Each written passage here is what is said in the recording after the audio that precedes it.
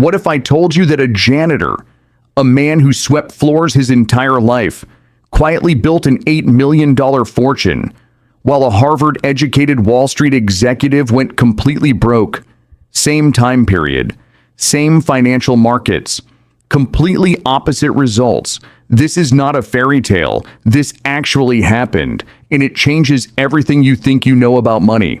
His name was Ronald Read, born in 1921 in a small town in Vermont, USA. He grew up so poor that he walked and hitchhiked 4 miles every single day just to get to school. He was the first person in his entire family to graduate high school.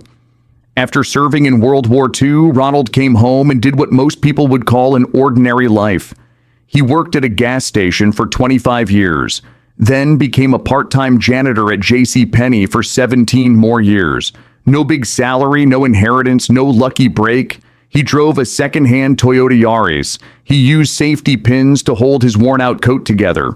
His neighbors thought he was just a simple, quiet old man. Nobody suspected anything. Nobody knew his secret.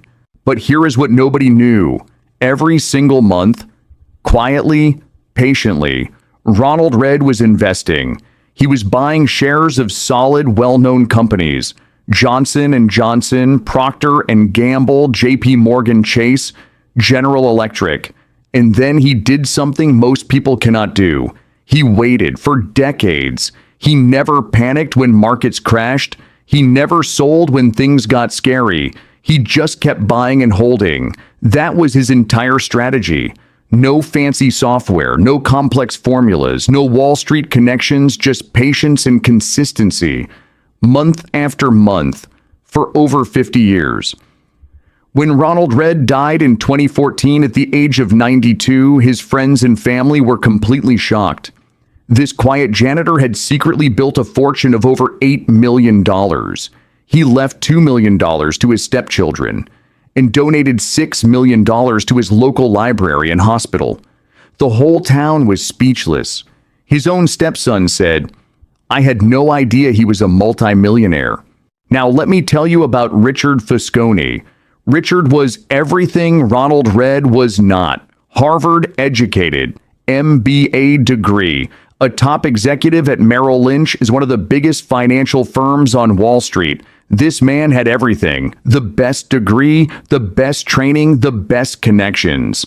He was so successful that he retired in his 40s to become a philanthropist. He lived in a massive mansion. He had an indoor swimming pool. He borrowed heavily and spent lavishly. He had all the knowledge in the world about finance and investing.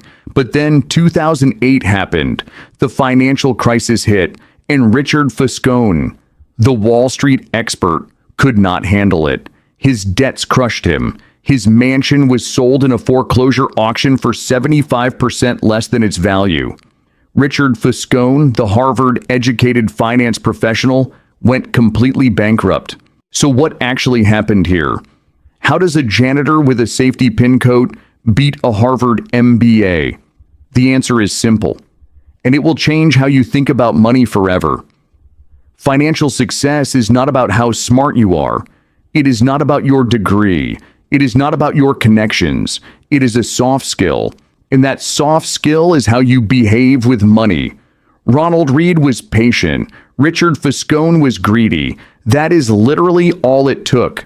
Patience beat a Harvard degree. Consistency beat Wall Street experience.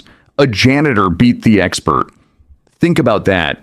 In what other field can someone with zero education, zero training, and zero connections completely outperform the most educated expert in the world?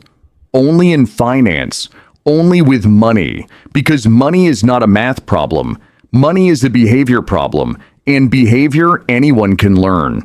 If a janitor with a used car and a safety pin coat can quietly build $8 million, what is stopping you? The knowledge is out there. The tools are available. The only question is, how will you behave? That is what Charted Money is all about. Every single week, we break down real money lessons into simple visuals so that finance and financial markets become easy for everyone. No jargon, no boring lectures, just real stories and clear lessons you can actually use. If this video changed how you think about money, hit subscribe and stay tuned, because next week we are going to talk about something that will completely change how you see risk and luck in your financial journey. See you there.